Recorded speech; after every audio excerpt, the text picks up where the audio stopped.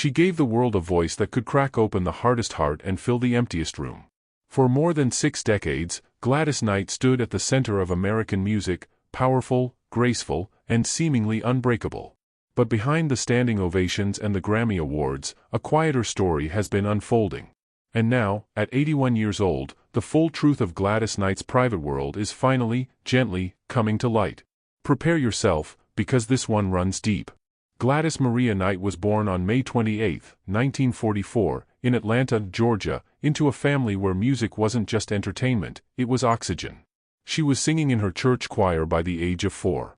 She won Ted Mack's original amateur hour at just 8 years old, performing before a national television audience with a poise that most trained adults never find.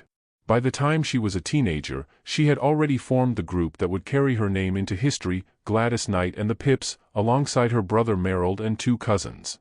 Nobody in Atlanta could have predicted what was coming. But maybe they should have. What came was nothing short of extraordinary. Neither one of us. Midnight Train to Georgia, which won the Grammy Award for Best Rhythm and Blues Song in 1974 and became one of the most emotionally resonant recordings in American music history. Best thing that ever happened to me. Every single note Gladys Knight sang carried the full weight of lived experience, joy and loss braided together so tightly you couldn't separate them even if you tried. She wasn't just performing songs. She was telling the truth. And across 7 decades in music, she accumulated a catalog, a legacy, and an estimated net worth of around $35 million, all built on that one extraordinary, irreplaceable instrument she was born with. But Gladys Knight's life behind the microphone was never simple. She married 4 times, her journey through love marked by genuine joy and genuine heartbreak in equal measure. Her son Jimmy Newman Jr. struggled publicly with drug addiction for years, a battle that Gladys has spoken about with heartbreaking honesty, describing the particular helplessness of watching someone you love fight a war you cannot fight for them. She faced serious financial difficulties in the 1990s, in part due to gambling losses that she has since addressed openly and without self-pity. And through every single one of those storms, she kept singing.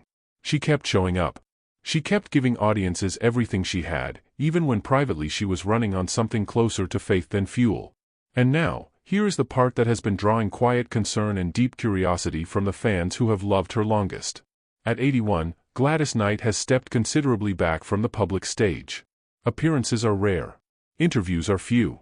The woman who once commanded arenas with nothing more than her presence and her voice has chosen, deliberately and peacefully, a life that is smaller, softer, and deeply private. She has spoken warmly about her faith. She converted to the Church of Jesus Christ of Latter-day Saints in 1997, a decision that genuinely surprised many but that she has described as the most grounding and sustaining choice of her life. Those close to her describe a woman at peace, surrounded by family, and fully present in a way that fame rarely allows. And yet the heartbreak that the title of this story promises is real, it just isn't the kind most people expected. It isn't scandal. It isn't tragedy in the conventional sense. The heartbreak is simply this: one of the greatest voices in the history of American music is quietly, gracefully stepping away. And most of us weren't ready. We assumed Gladys Knight would simply always be there, the way certain lights feel permanent until, one ordinary evening, the room dims just slightly. And you realize nothing lasts forever. Not even the most beautiful things. Gladys Knight spent 81 years pouring herself into music that made other people feel less alone.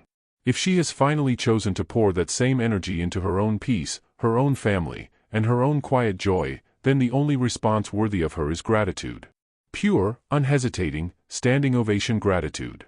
The Empress of Soul has more than earned her silence.